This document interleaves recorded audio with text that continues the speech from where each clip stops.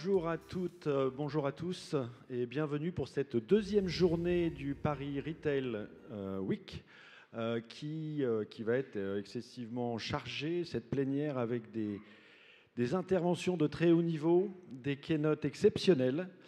Nous allons, alors vous n'oubliez surtout pas de partager sur PRW Official et le hashtag Paris Retail Week. Nous allons donc avoir un programme très chargé et exceptionnel aujourd'hui. Nous démarrerons tout de suite avec une plénière animée par Martine Fuxa, rédactrice en chef de e-commerce. Et nous parlerons de live UX, de réalité virtuelle, augmentée, de bots, de NFC, RFID. Nous enchaînerons avec une keynote exceptionnelle de Costco qui viendra nous parler de son implantation en France. Suivi là aussi par une intervention de très haut niveau de l'Académie Twitter, suivi d'une keynote de Trusted Shops, qui sera aussi de très haut niveau avec des intervenants de très grande qualité. L'après-midi continuera sur une keynote de MR6, qui sera en anglais, mais vous aurez tout ce qu'il faut pour la traduction, si besoin. Et enfin, nous finirons sur une keynote de Google. Alors, sans plus attendre, je demande à Martine Fuxa, rédactrice en chef de e-commerce, de bien vouloir me rejoindre sur scène. Martine. Bonjour à tous, merci Bonjour pour cette Martine. introduction.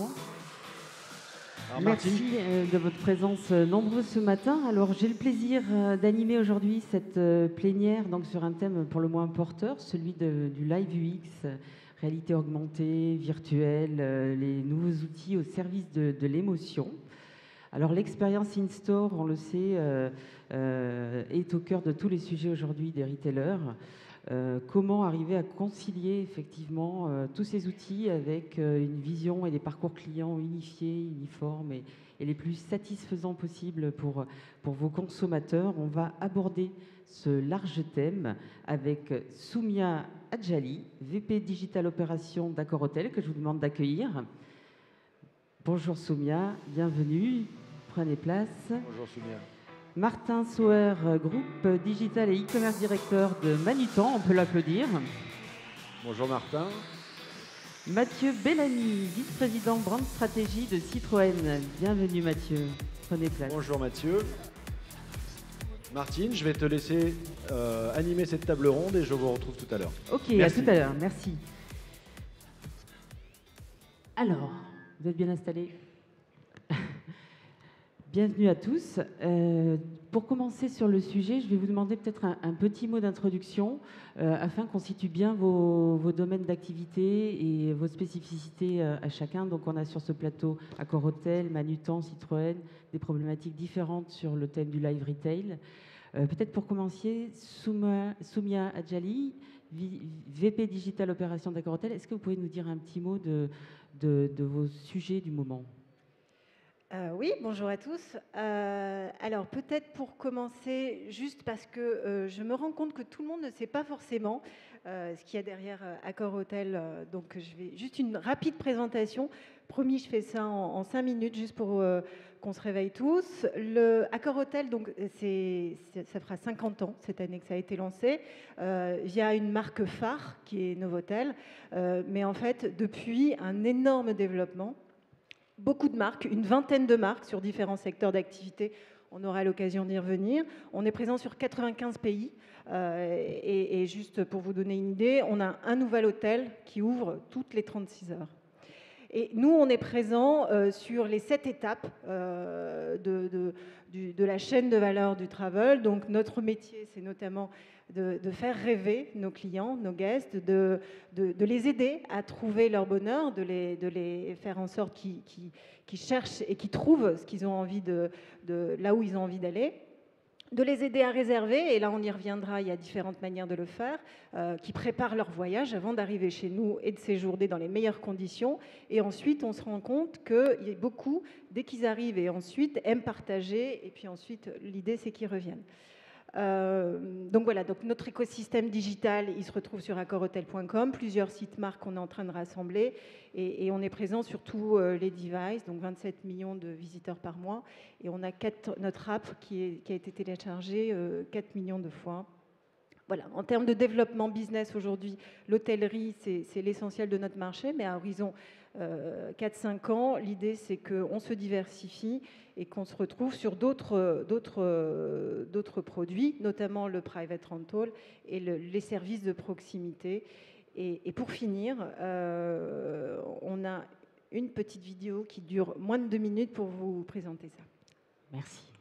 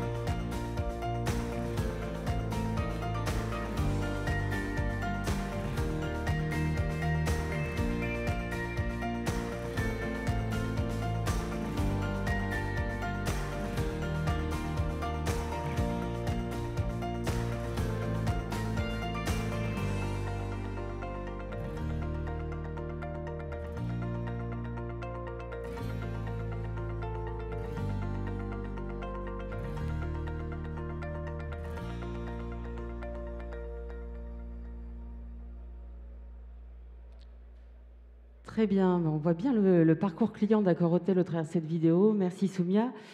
Martin Sauer, groupe digital et e-commerce directeur de Manutan. Un petit mot de présentation, Martin. Bon, bonjour à tous. Donc déjà quelques mots sur Manutan, parce que je pense que tout le monde ne connaît pas. Nous, on va passer plutôt dans le monde du B2B. Nous, on équipe les entreprises, les collectivités, les artisans à travers toute l'Europe avec tout ce dont ils peuvent avoir besoin. Donc à peu près tous les produits qui sont présents dans cette salle, on les vend. Historiquement, on les vendait uniquement sur un catalogue papier. Pour ceux qui le connaissent, c'est un énorme catalogue papier qui fait 2600 pages, qui pèse 3 kilos. Et depuis 15 ans, maintenant, on digitalise tout ça et on transfère effectivement l'ensemble, une grosse majorité de nos ventes en ligne, mais aussi à travers des solutions d'achat directement intégrées au système de nos clients.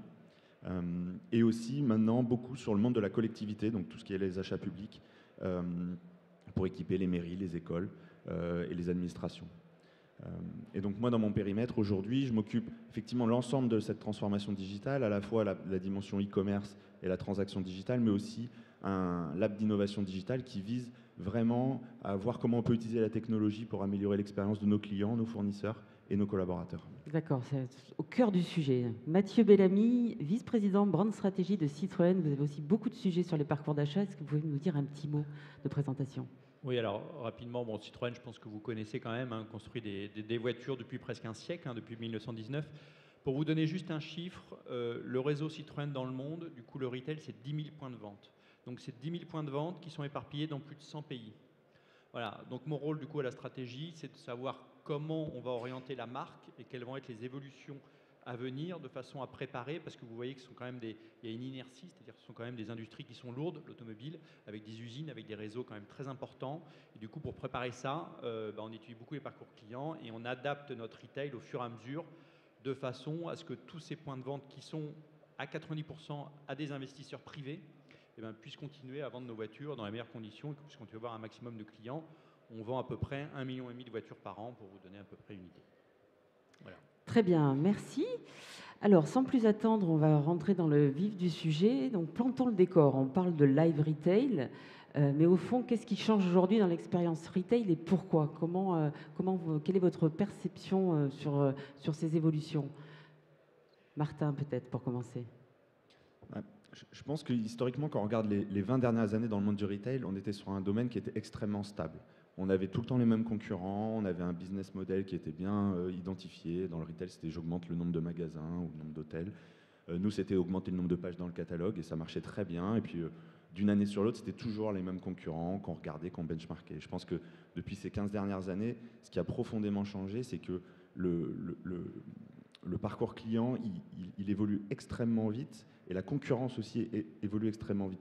Ce qui fait aussi changer le parcours client. C'est-à-dire que des acteurs, effectivement, comme Amazon, ou alors quand Apple lance l'iPhone, ça fait profondément des bouleversements très, très rapides. Et je pense que c'est ça qui est le plus gros enjeu pour nous, c'est ces nouveaux comportements et ces nouveaux concurrents. Très bien. Mathieu Bellamy, votre vision sur le live retail, pourquoi on en parle aujourd'hui ? Quelles sont les grandes évolutions ?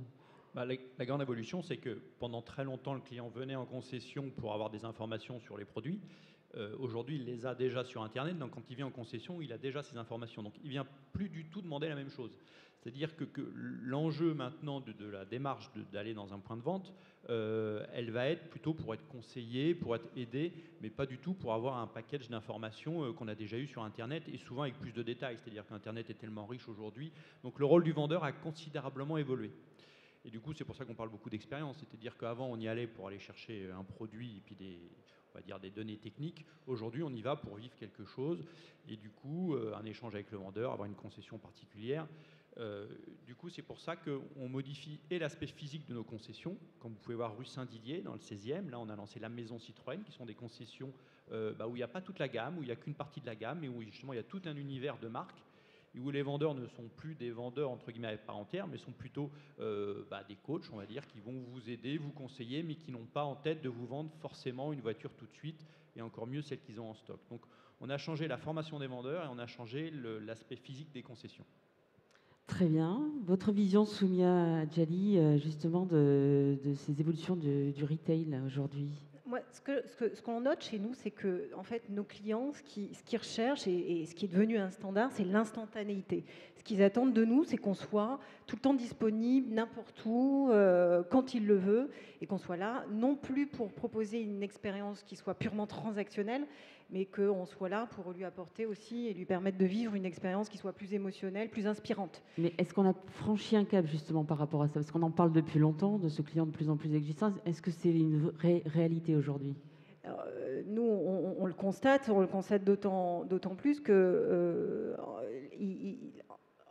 évidemment que, en tout cas chez Accor Hotel, on a une vingtaine de marques. Chacune des marques a une histoire à raconter, a un tone of voice particulier et du coup, il y a un vrai attachement aux marques et ça, c'est comment on arrive à composer, à mieux vous connaître, Martine par exemple, et de savoir que vous avez passé une semaine difficile et que forcément ce week-end, vous auriez envie, à partir d'un budget, sans forcément savoir où vous avez envie d'aller, comment on peut vous faire rêver et vous emmener là où, tout en créant une surprise. Donc, et ça, vous touchez à l'émotionnel, donc après, ça soulève les questions de data, de personnalisation, différenciation, et c'est clairement le cœur de nos sujets actuellement. Mais alors ces évolutions, moi j'ai une question, c'est est-ce qu'elles sont pas un peu aussi dictées par les nouvelles générations, on parle des alphas, les tout jeunes, les 5-12 ans, qui entrent de plein pied dans la réalité virtuelle. Alors j'imagine dans cette salle, il y a des personnes qui ont des enfants en bas âge. Quand on regarde ce qui se passe aux États-Unis, on voit les gamins qui ont déjà les casques de réalité virtuelle sur les yeux très jeunes.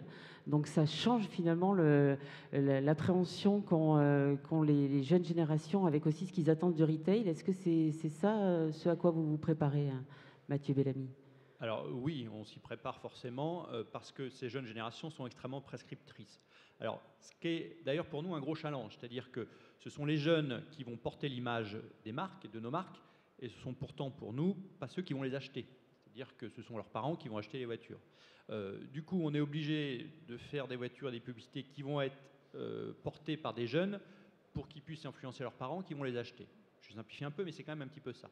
Et donc, du coup, cette jeune génération, elle a amené ce pouvoir de prescription exceptionnel, cette performance du digital aussi hors norme, parce que ça a quand même révolutionné tout notre système automobile, qui tournait depuis 100 ans à peu près tranquillement.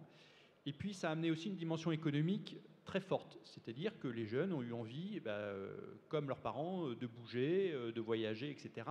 Et donc, du coup, tout ça, ça amène un tas d'entreprises comme Uber, Airbnb ou toute la partie du low cost. Et ce qui nous a poussé, nous, par exemple, à lancer l'offre à 0 €, où vous pouvez avoir une voiture neuve avec le système qu'on appelle Earn and Drive. Vous avez un loyer de 149 € pour une C1, et puis si vous la laissez 20 jours par semaine à disposition dans un parking près de chez vous, cette voiture sera louée par une société qui s'appelle Travelcar, et du coup, ça vous paiera votre loyer de 149 €.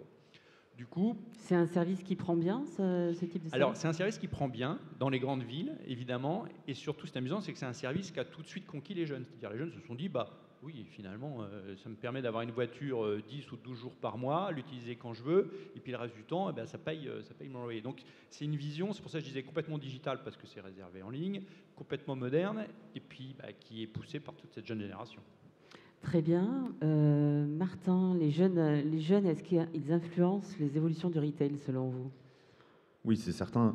Moi, ce qui m'intéresse là-dedans, c'est plutôt la question de la rapidité à laquelle ils peuvent changer leur comportement. C'est-à-dire qu'à un moment donné, c'était Facebook, après c'est devenu Snapchat, après c'est devenu Instagram. Et je pense que ce qu'il faut noter, c'est ça, c'est que du jour au lendemain, ça peut exploser et s'arrêter. C'est comme l'exemple de Pokémon Go, etc., où c'est plusieurs centaines de millions d'utilisateurs, et quasiment du jour au lendemain, plus personne l'utilise.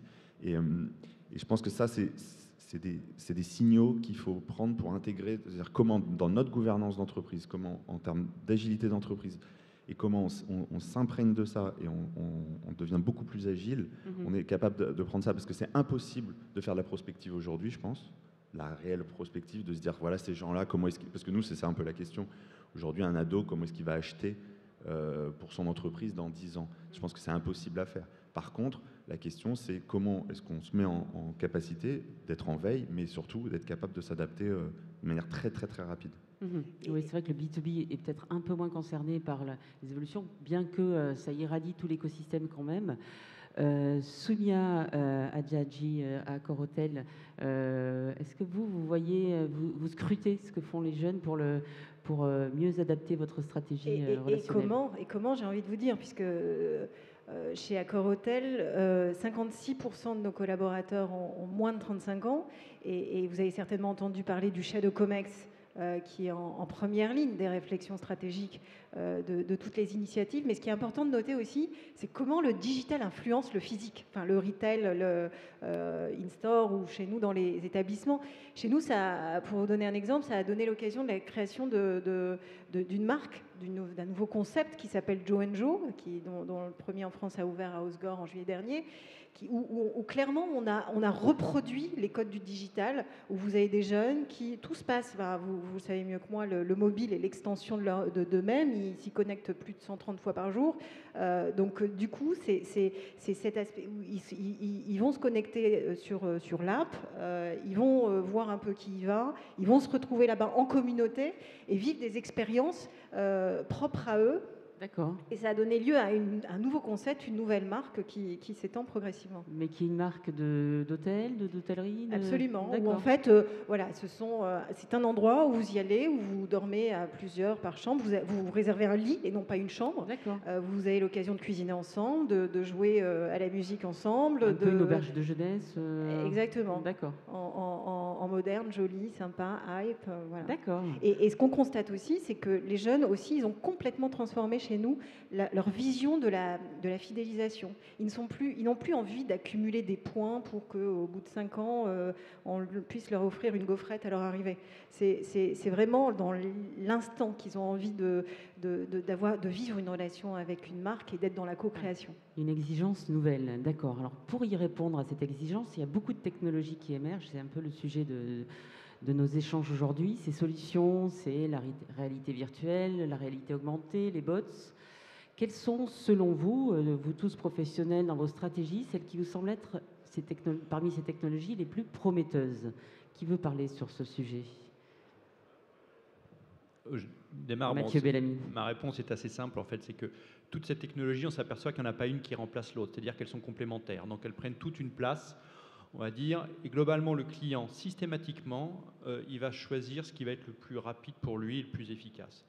Donc, quand on parlait des robots qui répondent, etc., pour certains types d'informations, ça marche très bien. En effet, si vous avez besoin d'une information, on va dire, basique, si le robot peut vous répondre extrêmement rapidement, vous n'avez pas besoin d'avoir quelqu'un forcément en ligne. Bon. Maintenant, ça a très vite aussi ses limites. Regardez les assistants virtuels qu'on peut avoir sur nos ordinateurs quand Eva vous propose de vous aider pour vous dépanner, etc. Il n'y a rien de plus odieux et généralement, on ne s'en sert jamais.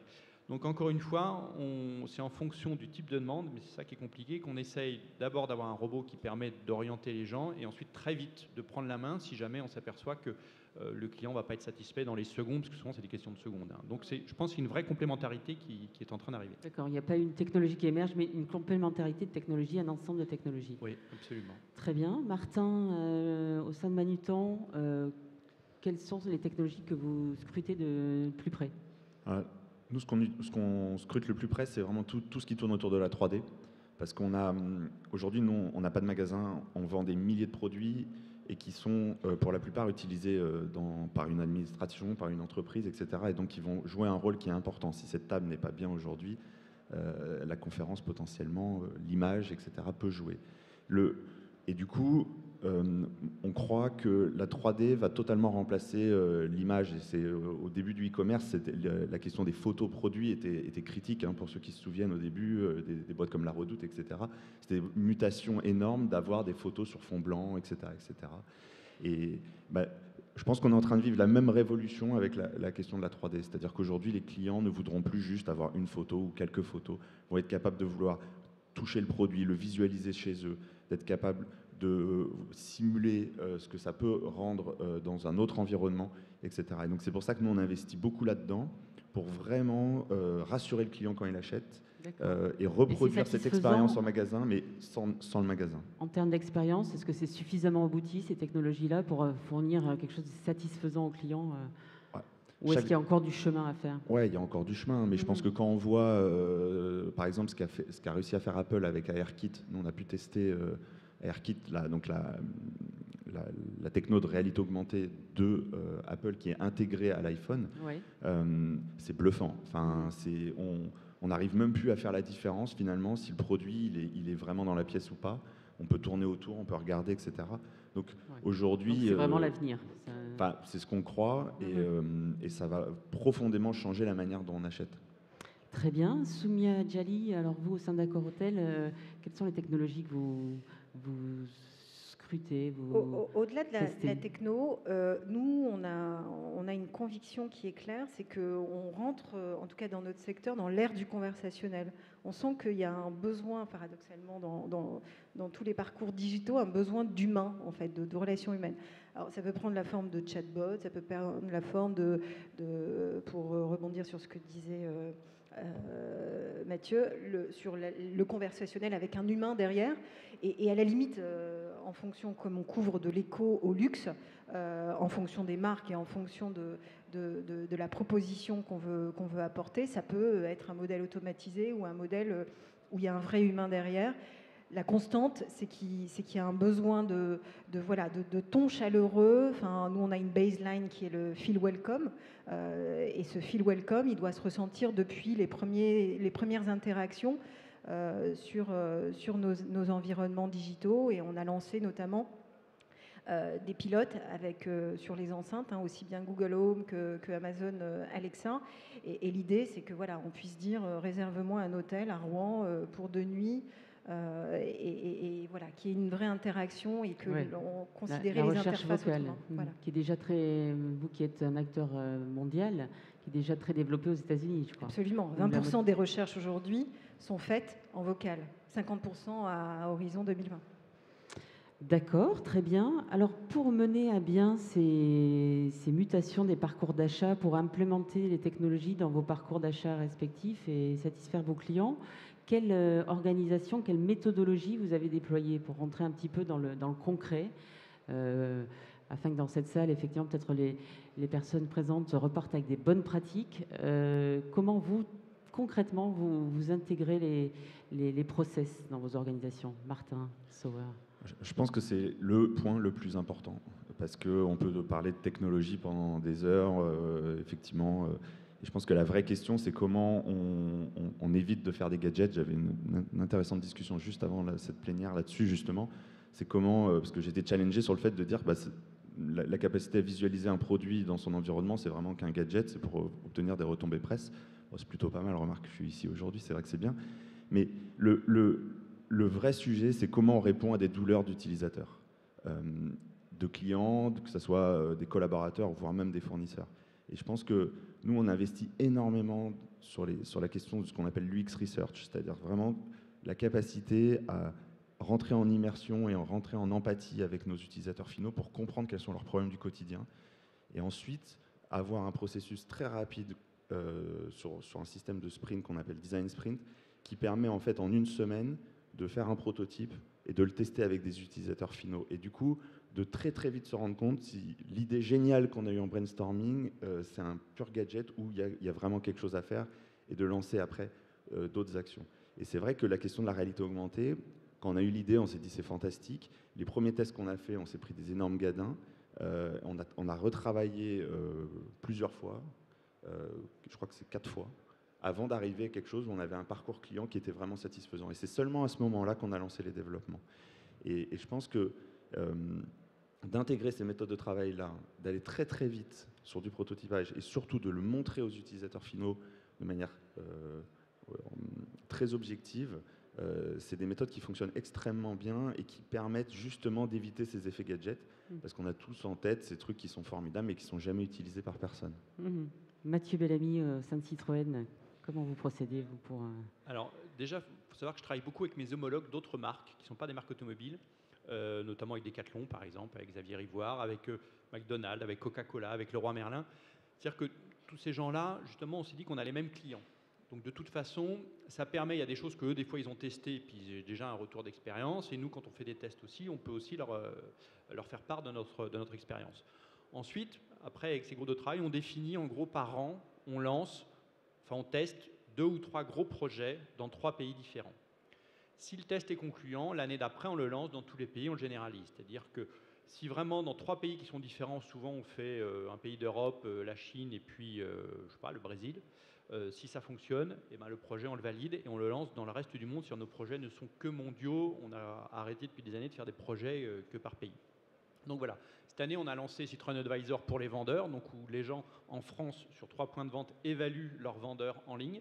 Comme vous pouvez évaluer votre chauffeur Uber, bah aujourd'hui votre vendeur de voiture, vous pouvez dire ce que vous en avez pensé. Aujourd'hui ça marche très bien en France, on fait le test aussi en Chine et puis on va faire la synthèse à la fin de l'année et puis du coup on lancera ou pas, on se réserve le droit, mais de façon mondiale l'année prochaine. Donc voilà, c'est par des... Vous avez une stratégie out of the box, je crois. Hein, Alors oui, complètement. C'est pour ça qu'on travaille beaucoup avec des entreprises qui ne sont pas des entreprises de l'automobile. C'est-à-dire que sinon, l'automobile, on regarde l'automobile en permanence et on passe son temps, ce qu'on avait dit, qu'on ne voulait pas digitaliser le passé. C'est-à-dire on passe son temps à améliorer ce qu'on faisait toujours avant. C'est ça que le fait de travailler avec ces autres entreprises qui, eux, ont une vision complètement différente et pourtant on a les mêmes clients, ça nous aide beaucoup. C'est-à-dire que nos concurrents aujourd'hui, ce ne sont pas que nos concurrents automobiles, ce sont aussi nos concurrents, on va dire, d'expérience. C'est-à-dire que ce que vous allez vivre de remarquable chez Decathlon, finalement, pourquoi vous ne pourriez pas le vivre aussi chez Citroën? Donc c'est là où on se dit, la marge, des fois, elle est un petit peu haute, et du coup, on regarde bien tous ces acteurs, parce qu'ils sont surtout assez performants et souvent très brillants sur tous ces sujets-là. Très bien. Soumia Adjali, au sein d'Accor Hotel, comment vous procédez pour... Oui, et je rejoins mes camarades, c'est vraiment le sujet clé, c'est l'expérience client, comment vous adoptez une approche qui soit vraiment customer-centric. Donc on est, nous, depuis quelques mois, en vraie remise en question là-dessus et on a changé nos démarches sous l'impulsion de notre nouvelle CDO, Maud Mailly. Et du coup, la manière dont on fonctionne, alors permettez-moi de distinguer deux étapes dans la vie de nos parcours, de nos produits. La première, quand on est en construction d'un nouveau parcours, quand on est en train de repenser comme on le fait actuellement, la démarche, de manière très concrète, c'est qu'on prend des UX experts de l'extérieur. On travaille aussi avec, donc qui sont dans nos équipes, au sein de nos équipes, et on combine ça avec nos sachants qui ont des talents de connaissance de nos règles de fonctionnement des produits. Et on a adossé à ce dispositif une agence externe dont la mission, c'est de raisonner sans contrainte. On a un legacy fort chez nous, lié à nos systèmes notamment, et tout ce qu'on a pu accumuler au travers de notre histoire. Donc c'est vraiment de raisonner sans contrainte, et ensuite on verra comment, s'il le faut, adapter nos environnements, nos systèmes. La manière dont on fonctionne aussi, c'est qu'on intègre des vrais clients. Donc, on a un programme de fidélité. À l'instar de Manutan, donc.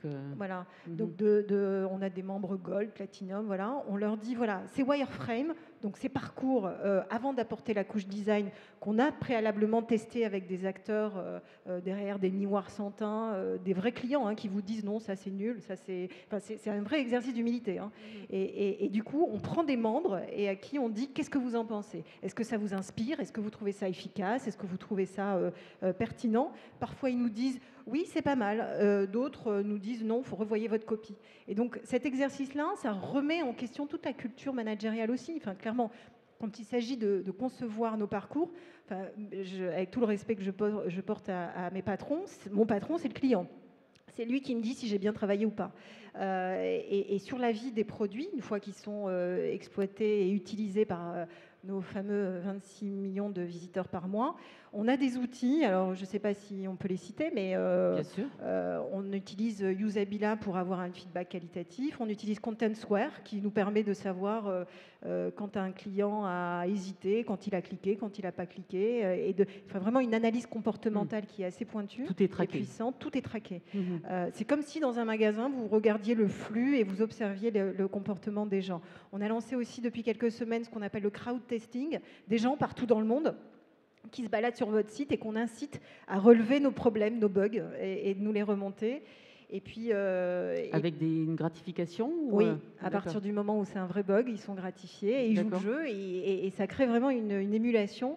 Et comme on est sur 93 pays avec aussi des particularités locales. J'étais en Chine il y a quelques semaines, là-bas, parce que le Chinese Wall et vos services ne sont pas utilisés de la même manière, vous n'avez pas les mêmes interactions. Donc voilà, il faut aussi tenir compte des subtilités culturelles en termes du X. Absolument. Martine, j'avais juste un point qui me semble vraiment important que je voulais rajouter sur la question des méthodes et quelque chose qui a été fondamental dans notre transformation, c'est la question de la durée des projets. Avant, on partait sur des projets qui ne duraient jamais moins de 6 mois et en fait, ça c'était la durée initiale. Au final, ça durait plus longtemps, on pétait le budget, etc. Finalement, il y avait même moins de choses que ce qu'on avait prévu. Et ce qu'on a fondamentalement transformé, c'est que maintenant, on ne fait jamais plus de projets qui durent plus de 6 semaines, quoi. Et ça, on se force, on s'impose à lotir, à se focaliser sur vraiment justement qu'est-ce qui est très important pour le client et derrière, à mettre en place toute une démarche où on va beaucoup, beaucoup plus vite. Ce qui nous permet de nous rendre compte beaucoup plus vite de nos erreurs. Et surtout, ce qui amène une dynamique en interne et aussi qui est ressentie par les clients d'amélioration continue, qui est extrêmement vertueuse. Donc ça, c'est un vrai conseil, d'essayer de voir comment, c'est pas toujours évident, mais comment réduire la durée des projets. C'est-à-dire que vous réduisez, mais vous augmentez le nombre de projets ou de technos que vous testez. Oui, exactement. D'accord. OK. Dans vos organisations, donc on a parlé effectivement de la méthodologie, mais est-ce que quelqu'un incarne réellement la voix du client? Puisque le parcours client, le live retail, on a tous parlé de l'importance de remettre le client au centre, mais qui porte cette voix du client dans vos organisations? En l'occurrence, chez nous, c'est mon département, c'est moi. C'est-à-dire qu'on a la chance d'être un département qui est indépendant. C'est-à-dire qu'on n'est pas rattaché au marketing, on n'est pas rattaché aux produits, on n'est pas rattaché au prix. Du coup, on a le droit de penser et de dire ce qu'on veut. Et du coup, on exprime de façon très franche ce que souhaite le client, indépendamment de ce qu'on sait faire ou de ce qu'on voudrait nous faire dire. Du coup, depuis le début, c'est comme ça qu'on s'est positionné et c'est pour ça qu'on a beaucoup travaillé aussi avec ces autres marques en disant le client, c'est ça qu'il veut. Alors après, c'est à nous d'être capable de positionner notre marque sur ce parcours client, sur ces volontés clients. Et pas de faire comme on a pu faire pendant ces vrais longtemps, c'est qu'il y avait le marché de l'offre et de la demande était tel qu'on faisait des produits, puis finalement ça se vendait. Bon, alors ça se vendait plus ou moins, mais ça finissait toujours par se vendre. Aujourd'hui, c'est plus possible. Donc aujourd'hui, on est vraiment obligé de bien anticiper ces grandes évolutions clients pour se mettre dessus. Et mon département, qui est relié du coup directement à la directrice de Citroën, à Linda Jackson, c'est sa mission, c'est ça, l'objectif, c'est celui-là. D'accord. Au sein d'Accor Hôtel, la voix du client, elle est sur toutes les strates ou elle est incarnée par quelqu'un en particulier? Moi, j'ai envie de vous dire qu'elle est portée par le client lui-même, qu'on interroge régulièrement et en permanence. Mais sinon, plus classiquement, on a quelqu'un du représentant du département client. On a un département guest qui porte la voix du client. Les chefs de produits, enfin les product owners qui doivent être les ambassadeurs du client, et on est en pleine transformation managériale sur ce point-là et on continue à les accompagner. Et puis l'autre point, ce sont les hôteliers, puisqu'on est un acteur qui est composé de 240 000 collaborateurs, dont beaucoup d'entre eux sont au sein de nos hôtels et sont face à des clients en permanence. Donc voilà, ils savent nous restituer ce qui ressort, ce qu'ils disent. Et ces clients-là viennent de différents canaux. Ils peuvent aussi bien arriver depuis accorhotel.com, depuis directement, que par d'autres acteurs pure players. Voilà, donc ils nous restituent tout ça. Parfait. Martin, pardon, au sein de Manutan, la voix du client. Je pense que chez nous, ce qu'on a profondément aussi changé, c'est qu'il n'y a plus un seul projet qui démarre sans qu'il y ait des inputs clients. Ce que vous expliquiez tout à l'heure. Au début. Et ça, je pense que ça a beaucoup changé la nature des projets qu'on lance. Et même le mindset dans lequel on lançait les projets. Et le deuxième élément, c'est ce que je disais, c'est-à-dire qu'on ne lance rien tant qu'un client n'a pas, un panel de clients n'a pas validé que cette solution-là était la bonne. Et l'élément aussi sur lequel on est en train de vraiment prendre conscience, c'est la question de l'importance de l'expérience employée aussi dans ce parcours client. Parce que de mettre à disposition des outils formidables pour les clients, mais des outils qui ne sont pas efficaces pour les collaborateurs, ça fait... C'est la symétrie des attentions, comme on dit souvent. Un client heureux, c'est aussi parfois un collaborateur heureux. Ouais, c'est très vertueux. Dans un monde idéal, mais... Très bien, et justement ça amène à ma question suivante, c'est in-store ou au sein des équipes, comment s'organise l'adoption de ces nouvelles technologies que vous pouvez déployer? Est-ce qu'il y a des plans de formation? Comment on fait finalement pour faire prendre la mayonnaise de la meilleure manière qui soit? Ouais, je pense que c'est toujours le sujet qu'on oublie, ou en tout cas on dit ouais c'est super important, il faut absolument faire du change, mais au final, quel est vraiment le niveau d'énergie qu'on met? Il n'est pas toujours cohérent par rapport à ce qu'on peut penser ou ce qu'on peut dire. Nous, c'est quelque chose sur lequel on réinvestit beaucoup. On ne faisait pas assez parce qu'en fait, effectivement, c'est un vrai sujet. Alors nous, on n'a pas de vendeurs magasins, mais bon, on a des gros centres de chargés de relations clients qui doivent eux aussi, leur métier évolue forcément énormément.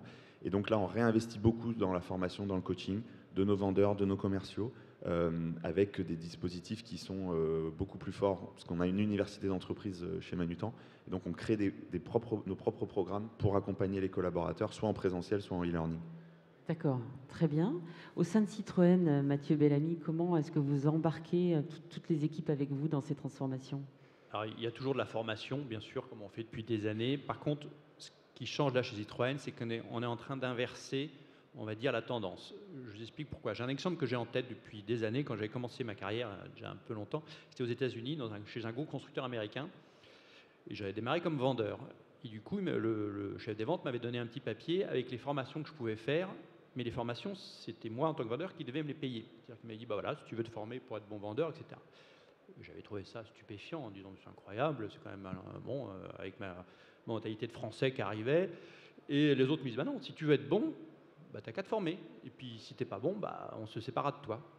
J'ai dit oui, en effet. Et donc du coup, là je me suis dit, chez Citroën, bah, les vendeurs, je ne vais pas vous obliger parce que de toute façon ça ne sert à rien. Vous pouvez y aller si vous voulez. Maintenant, c'est le client qui va juger.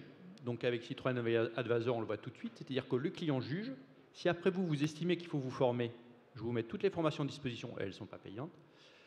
Mais maintenant, on n'est plus dans si vous voulez, une obligation où chacun devait être formé tous les ans, etc. Je suis maintenant beaucoup plus sur une obligation de résultat que de moyens. Donc les formations, elles existent toujours. Maintenant, s'ils n'ont pas envie d'y aller, je veux dire, à la limite, ils sont libres.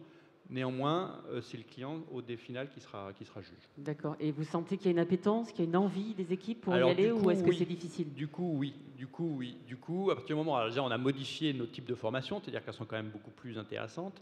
Et puis, on fait un système toujours très simple, hein, c'est qu'on survalorise ceux qui sont les meilleurs. Et donc, du coup, pour des vendeurs, ils ont toujours envie d'être les meilleurs. Donc là, ils ont envie de se former pour devenir encore les meilleurs. C'est-à-dire qu'on est de quelque chose qui était devenu plus ou moins une contrainte, ça devient maintenant pour eux un challenge qui est intéressant. Un challenge supplémentaire, Ouais, très supplémentaire. bien. Soumia Djali, en termes de formation, comment est-ce que vous vous embarquez également au sein d'Accor Hotel tout le réseau? Parce que vous, en fait, il y a aussi les hôteliers, c'est un écosystème de valeur assez large. Comment faites-vous pour impulser cette voie du client? Alors, il y a effectivement des formations classiques, des présentations, avec une tonalité digitale particulière également. Maintenant, on essaye aussi d'inverser la tendance et de faire en sorte que dès la conception de nos services digitaux destinés aux hôteliers et aux collaborateurs internes, qu'il y ait une touche du X, voilà, toute cette approche ergonomique intuitive soit prise en compte de telle sorte qu'ils puissent utiliser quasiment les mêmes outils que les clients pour tout ce qui est le parcours, notamment de réservation. Et puis sur les autres outils, on met l'accent, et clairement c'est un grand axe qu'on veut développer, c'est tous les services digitaux à destination des hôteliers. Le fait notre objectif, en fait, il sera réussi s'ils deviennent eux-mêmes ambassadeurs de ces outils. Et c'est clé puisque on a la conviction que le digital va permettre d'optimiser la relation client et savoir que quand vous arrivez, on avait retenu, sans que vous l'exprimiez forcément, que vous aimiez le chocolat noir, donc on vous accueille en vous présentant une boîte de chocolat noir et que vous retrouvez dans votre chambre, que vous retrouviez sur votre lit votre équipement de sport avec votre taille et qu'on aura collecté des informations utiles pour que vous puissiez, pour réenchanter l'expérience une fois que vous arriviez chez nous. D'accord. Mais au sein des équipes, est-ce que c'est que du bonheur? Est-ce que tout le monde s'engage dans cette transformation facilement, ou est-ce qu'il y a des freins à lever? Ils sont très demandeurs. Tous nos collaborateurs ont compris l'importance et l'impact du digital dans l'expérience. Enfin, on est dans un marché qui est assez secoué. Et voilà. Donc l'objectif, c'est de leur mettre à disposition les outils, les guidelines, des codes du digital pour qu'ils puissent télécharger les meilleures photos qui permettent de mettre en valeur les établissements, de leur donner tous les outils qui permettent d'optimiser ça. Ils sont très demandeurs. Pour bien travailler. Il n'y a pas réellement de frein. D'accord. Très bien. Alors, on parlait en introduction de l'effet waouh ou l'effet gadget des nouvelles technologies, des nouvelles solutions qu'on peut déployer. Donc, vous nous avez expliqué un petit peu tous les process que vous déployez, comment vous confrontez vos intuitions à la voix du client. Est-ce qu'il y a dans l'écosystème, dans l'économie, des marques et des enseignes qui proposent selon vous des expériences de la live retail exemplaires? Et quelles sont les marques qui vous inspirent dans votre quotidien? Alors, Mathieu Bellamy. je vais pas citer toujours les mêmes marques, c'est vrai, souvent américaines. Je prends Decathlon quand même, qui je trouve a une performance remarquable dans le live retail, comme marque française. Leroy Merlin aussi. Et je dirais dans des marques aussi plus européennes, Zara aussi était une marque qu'on a beaucoup suivie parce qu'il y a eu des performances aussi absolument exceptionnelles et une rapidité aussi de croissance et de rentabilité remarquable. Donc ce sont des marques sur lesquelles on s'est beaucoup inspiré. Très bien. Est-ce que parmi les autres intervenants, vous avez des bonnes pratiques, des marques qui vous inspirent effectivement sur ces sujets? Je suis assez d'accord avec l'exemple de Decathlon. C'est-à-dire et surtout sur le modèle au global, la chaîne totalement intégrée, et on voit que c'est une des marques de retail qui résiste le mieux à des acteurs comme Amazon, etc., de par leur totale intégration et la qualité de leur expérience client, et aussi la qualité de leur expérience collaborateur, parce qu'ils ont une excellente expérience collaborateur. Après, moi je suis assez critique, pour être assez sincère, sur le niveau du retail aujourd'hui. Je pense qu'on en est vraiment au début de la transformation du retail, et je pense que c'est pour ça que le secteur souffre autant. Et je pense que la vraie question, encore une fois pour moi, elle est concrètement, au-delà de ce que font les marques, ce qu'on peut voir dans les magasins, c'est concrètement leur transformation interne. Et je pense qu'on en est encore vraiment au début Et je pense qu'on n'a pas encore passé le cap où les marques se sont totalement transformées de l'interne pour être capable de recréer des expériences totalement nouvelles et s'adapter aux secousses que provoquent des acteurs comme Amazon et compagnie. Donc nous, on s'inspire beaucoup plus de ce que font les grosses boîtes américaines en termes de méthode, justement, pour intégrer la voix du client, ce que font des marques comme Spotify pour améliorer le produit au quotidien, etc., que sur des marques de retail traditionnelles. D'accord. Soumia, moi, je citerai quelques mains. Je trouve que c'est vraiment pas mal ce que fait un acteur comme Sephora et comment il joue la complémentarité physique et digitale et comment l'un sert l'autre. Sinon, je citerai évidemment Amazon, ne serait-ce que pour le symbole de la chaise vide qui représente le client et on le sent dans le parcours. Et puis, voilà, je suis d'accord, le Spotify, c'est vraiment un exemple. Et de la même manière, c'est lié à un autre secteur que je connais bien aussi, Netflix, je trouve que c'est pas mal. Quand je me connecte sur Spotify ou Netflix, j'ai vraiment l'impression qu'ils me connaissent. Et ça crée un lien qui est capital. Ouais. De ne pas être le client lambda, c'est effectivement le cœur du sujet. Alors, on parlait de live retail au service de l'émotion, c'est le titre de cette plénière. L'émotion, cette composante émotionnelle, elle est de plus en plus mise en avant par tous les acteurs dans le retail, comme si faire du commerce et ressentir des émotions devait forcément avoir un dénominateur commun. Alors, est-ce que ça vous inspire un commentaire, cette prévalence de l'émotion aujourd'hui ? Le dénominateur, je pense qu'il est plus que commun, c'est-à-dire qu'aujourd'hui, on est dans un commerce d'émotions, c'est-à-dire qu'il y a déjà de nombreuses années qu'on n'est plus dans un commerce où les gens achètent des objets parce qu'ils en ont besoin, et que besoin. Donc, regardez le nombre de voitures, de vêtements, etc., qui se vendent tous les jours. Donc, on est dans un commerce, justement, où les gens ont besoin de faire des courses et ont besoin d'acheter des choses parce qu'il y a une dimension émotionnelle, psychique, psychologique, qui est beaucoup plus importante, encore une fois, que le simple fait d'avoir un objet. Et la contrepartie, elle est amusante, c'est-à-dire qu'après, vous avez des sites très connus qui se développent pour que les gens puissent revendre ces objets parce qu'ils en ont trop. Donc, justement, on est dans un commerce qui est en train d'exploser parce que les gens s'équipent de plus en plus. Et jamais les gens n'ont acheté autant de choses malgré tout, malgré les crises d'ailleurs, pour s'équiper. Donc, le commerce et l'émotion, oui, on est en plein dedans et je pense qu'on n'est qu'au début. Martin, un petit mot peut-être sur ce sujet. L'émotion est peut-être parfois aussi un peu contradictoire avec la technologie. Donc tout ça, créer de la valeur autour de tout ça, qu'est-ce que ça vous inspire ? Alors nous, on vend des chariots, des tables, etc. Donc l'émotion est un peu moins proche de l'hôtel et de la voiture. Par contre, en fait, ça devient vite émotionnel quand on fait mal notre travail ou quand il y a des vraies problématiques parce que quand on fait un séminaire et que les tables ne sont pas là, ça peut vraiment poser des problèmes. Et donc c'est pour ça qu'on travaille énormément sur cette question des douleurs et de la qualité de l'expérience client pour s'assurer que tout se passe extrêmement bien. Et sinon, on développe, nous, beaucoup plus des composantes autour de la relation que l'émotion, parce que dans le B2B, la relation, elle est extrêmement importante. On fait du commerce entre professionnels, et c'est vrai que c'est vraiment sur cette partie-là où on veut se différencier de Amazon, par exemple, ou d'autres acteurs, avec la qualité du service qu'on propose, la qualité de la relation humaine, voire même la chaleur de la relation humaine. Nous, notre baseline, c'est all you need with love. Donc on l'assume, on veut mettre du love dans le B2B parce que justement on croit énormément à cette qualité de la relation humaine qui n'est pas du tout opposée au digital. Tout ça fonctionne totalement ensemble. C'est pas parce que je suis en chat que je peux pas créer une vraie relation ou via de la visio ou même à travers un bot. Vous avez développé ça, la visio, hein, je crois, chez vous. On a essayé tout au début, mais pour l'instant, les clients, en fait, ça fonctionne seulement dans certains cas très très particuliers où le client a besoin de nous montrer quelque chose. D'accord. Mais juste le faire en visio comme ça, il n'est pas intéressé. D'accord. Soumia, au sein d'Accor Hôtel, l'émotion, elle est clé. Et le voyage, elle est clé. Donc, de manière très pragmatique, ce qu'il faut, c'est que le service soit rendu avant tout, que ça fonctionne, que ce soit fluide, que ce soit efficace, qu'il ait envie de revenir. Et pour qu'il revienne, c'est comment on crée la différence, comment on apporte une valeur qu'il ne trouvera nulle part ailleurs.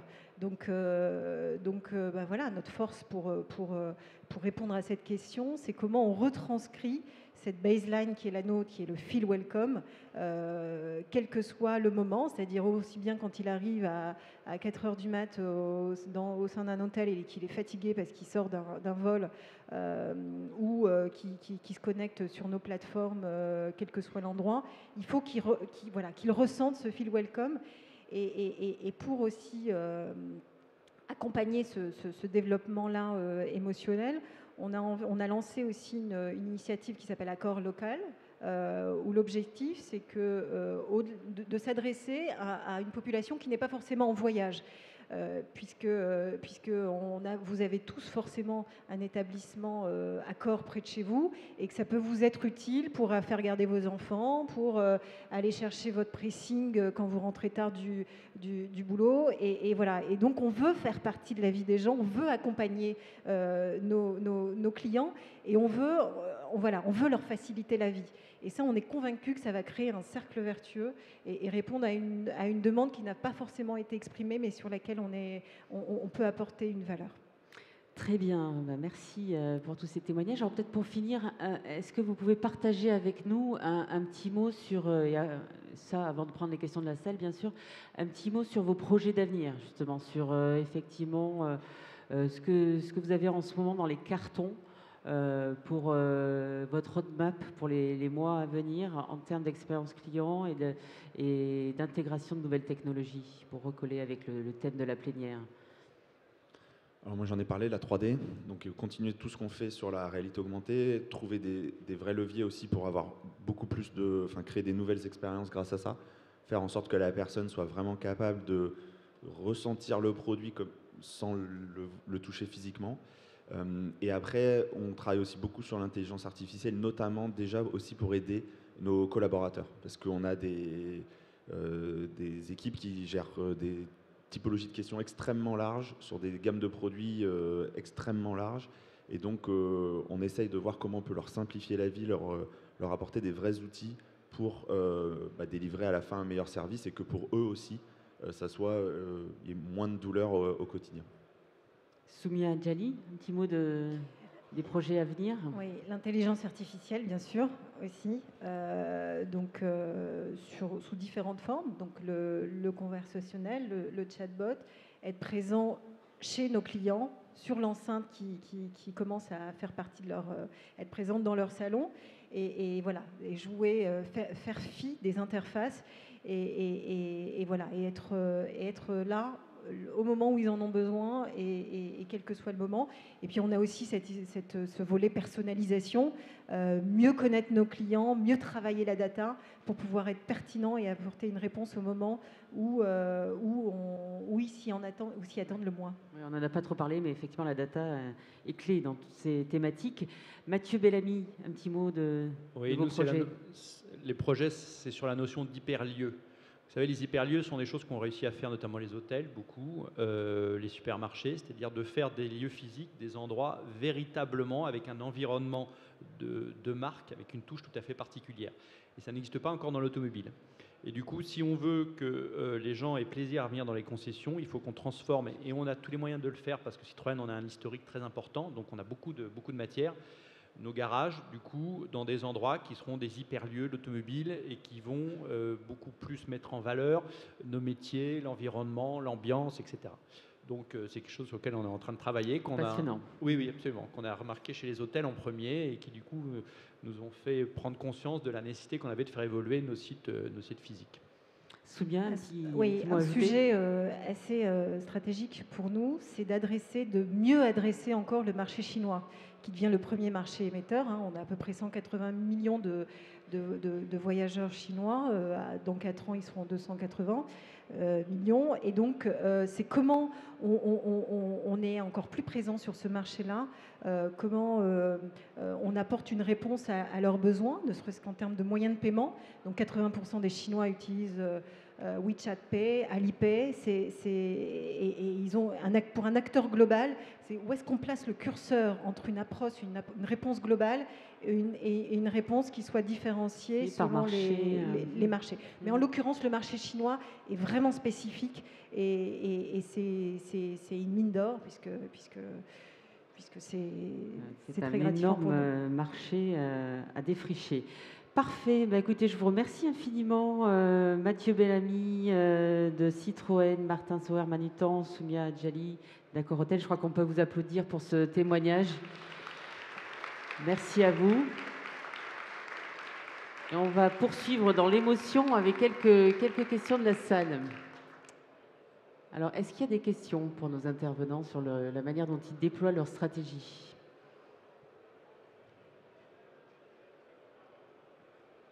On a été très très clair. N'hésitez pas, levez le bras. Je viens vous rejoindre.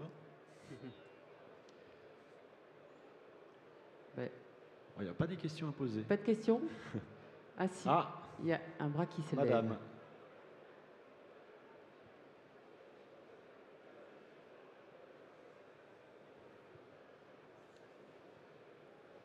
Oui, pardon. Moi, j'ai juste une question pour Soumia, Accor Hôtel.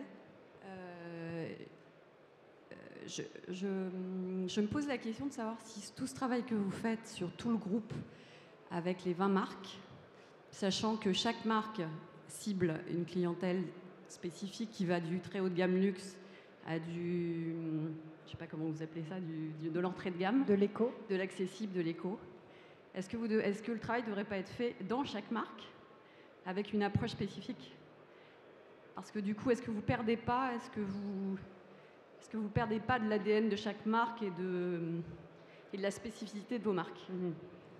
Alors, je vous remercie de poser cette question parce qu'elle est au cœur de nos réflexions actuellement. Et en effet, pour vous illustrer très concrètement, enfin, nos marques, c'est aussi bien du Hôtel F1, de l'Ibis, que en France, vous avez le Royal Monceau, et c'est la marque Raffles derrière. Il est important, les clients sont très attachés à l'ADN des marques. On a un parc de plus de 4200 hôtels et j'ai envie de vous dire que chacun de ces hôtels a une histoire à raconter, a une spécificité et il est important de la maintenir et de la caractériser, que ce soit au sein de quand vous êtes au sein de l'hôtel que sur les canaux digitaux. Donc et en même temps, il est important pour nous de développer ce qu'on appelle l'awareness du groupe accorhotel.com et de l'ensemble de ces marques, de l'ensemble de ces assets. On est donc en train d'essayer de construire, et on est en train de la construire d'ailleurs, une plateforme globale où vous pouvez retrouver l'ensemble de la gamme de toutes les marques, parce qu'en fait, on se rend compte parce que dans nos démarches UX, on a établi par exemple ce qu'on appelle des personas. Donc on a Christine qui est quelqu'un qui est plutôt un traveler B2B, donc qui voyage beaucoup pour son travail. On a Boris qui lui est plutôt de loisirs. Et en fait, très vite, on s'est rendu compte que cataloguer les gens sur différents personas, ça a ses limites, parce que vous pouvez très bien voyager en allant dans du Mercure ou du Novotel pour votre travail, et puis avoir envie d'une expérience plus luxe pour un week-end ou quelques jours. Donc voilà, l'objectif, c'est de rassembler au sein d'un portail l'ensemble des marques pour pouvoir vous permettre de connaître l'étendue de la gamme que peut vous proposer accorhotel.com. Et j'ai envie de vous dire, au-delà de ces marques-là, peut-être aussi que vous aurez envie non pas d'être dans un hôtel, mais d'aller avec votre famille ou vos amis dans un appartement. Donc là, pour le coup, c'est une autre marque qui rentre en ligne, c'est One Fine Stay, qui peut vous permettre de passer quelques jours, une semaine, dans un appartement où vous serez complètement autonome et auquel Accor Hotel apportera un service hôtelier et vous permettre d'aller accéder à des places de concert, même si le concert est complet, à l'Accor Hotel Arena. Donc voilà. Donc l'objectif, c'est pour nous de tirer parti de l'ensemble de ces marques pour apporter une complémentarité dans l'offre. Un écosystème. Autre question ? N'ayez pas peur. Non, c'est complet. Ah, monsieur.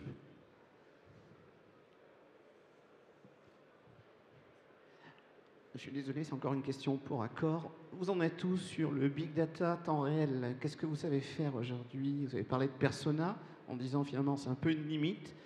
Et est-ce que vous avez des types de services dont vous pourriez nous parler qui sont basés sur ce big data, sur votre connaissance fine de vos clients? Alors c'est un sujet qui est très important pour nous. Donc on a construit on a mis en place une DMP donc qui nous permet d'accumuler de la data et de développer notre connaissance de chacun de nos clients et de nos prospects également pour mieux les cibler et faire en sorte de développer l'aspect personnalisation. Donc voilà, donc ce sont des sujets qui se traduisent notamment par la personnalisation des offres qu'on vous envoie. C'est le fait de mieux vous reconnaître et de savoir que vous avez des habitudes, vous préférez aller dans ce type d'établissement, donc et être plus pertinent et faire en sorte que le parcours soit le plus court possible et répondre le mieux à vos attentes. Et j'ai envie de vous dire que c'est un sujet qui n'aura pas de fin chez nous. Donc il est en continu et voilà, donc c'est un sujet on ne peut plus, qui est clairement en ligne de mire Clé. Permanence et qui est clé. Donc voilà. Ok, merci infiniment à nos 3 intervenants. On peut à nouveau les applaudir et bonne continuation à tous. Merci Martine, merci Mathieu, Soumia et Martin pour cette intervention intéressante. Constater que la technologie et l'expérience client nous ramènent vers l'émotion, ça nous rappelle des belles pubs. On se retrouve dans moins d'une heure pour une keynote de très haut niveau également avec Gary Swindles, le DG de Costco. À tout à l'heure. Merci.